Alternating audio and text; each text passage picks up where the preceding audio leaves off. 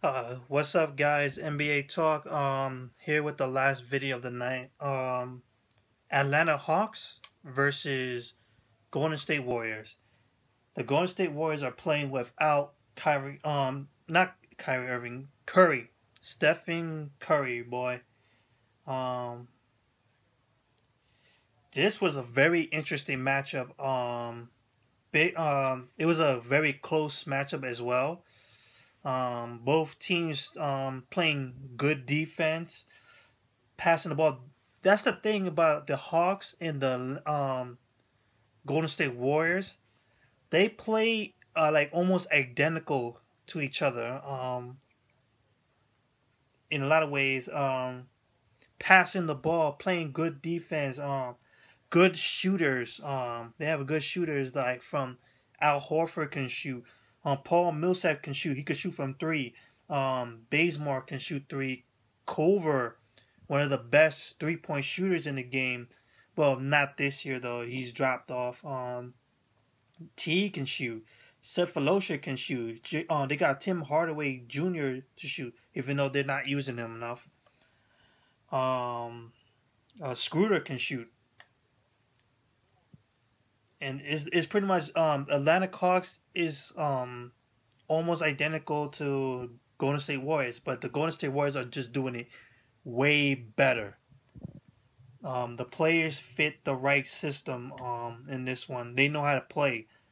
So Golden State Warriors win 109 to 105 in overtime. So it was very close.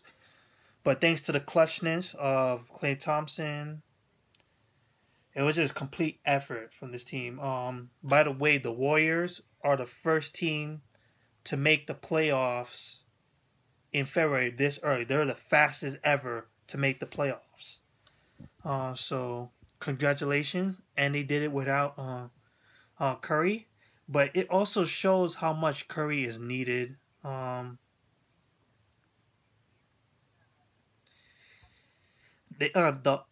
get me wrong. A lot of the players did well, very well. It's just that the offense doesn't seem to flow as good. Well, it was flowing, but it was no execution being made. Successful, that is, because you don't have that threat of the best shooter in the game in Stephen Curry. So let me go with the Atlanta Hawks first, who did very well for themselves, even though they still lost.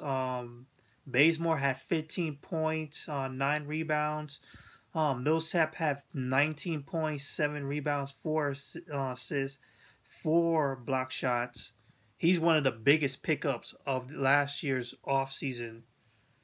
There's a good reason that they picked him up. This guy is a good-ass player. He's playing the best basketball of his career right now. Even though he didn't shoot well in this game, but he did well in other things.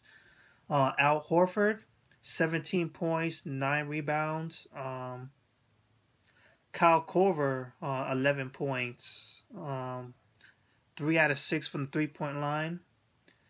Jeff Teague didn't have a good game. 7.6 assists.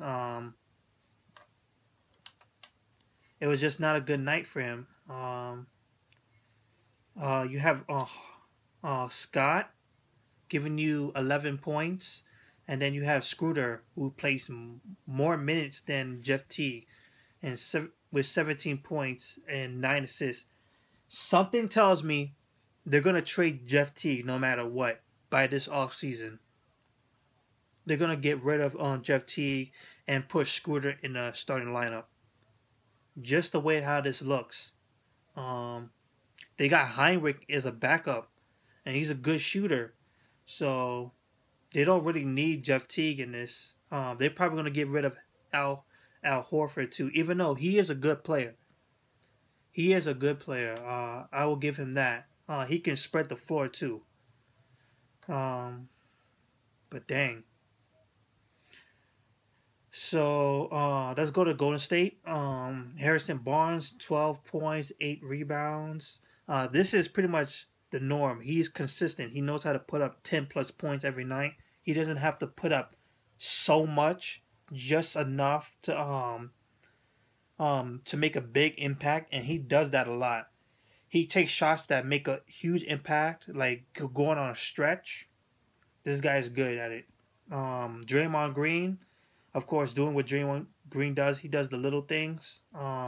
He didn't shoot so well, like he always does. Like he doesn't shoot that good at times, at least not lately. He had 15 points off of 6 out of 15 shooting, but he did all the little things like 13 rebounds, 9 assists, 4 steals, a block shot. He just does everything possible to get this team to win. He is the most versatile player right now. Probably more versatile than LeBron James now. I think he surpassed him a bit. Well, at least for this season. As this season goes, he's a better versatile player. Bogut, he had his moments. He had a good impact, a very good impact. 19.7 rebounds, a block shot, 2 steals. Very good. Klay Thompson did not have a good shooting night, but his shots mattered when it mattered most. In the clutch, able to get the lead for the team in overtime. Klay Thompson ended up with 26 points, 8 out of 27. Like I said, he didn't shoot well. He shot 6 out of 16. But he did a whole bunch for this team. 6 rebounds, 5 assists. Yeah, he just did when it mattered most. He showed up. Sean Livingston played for the starting lineup for Stephen Curry and played very decent, spreading the floor all the time. He didn't shoot that much. It didn't shoot well, but he did other things as well. And a good bench too. You have Space giving you 10 points. You have Barbosa giving you 11 points. It was a very good game. The Hawks, you got to give them credit. They shot better than them.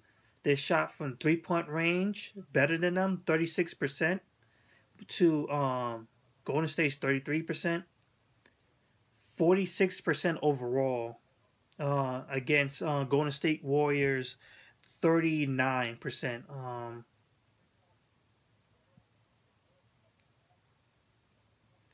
It was just pretty much very good for the Atlanta Hawks. They put up a good effort. It's just that they have a long way to go. They don't have that guy to rely on.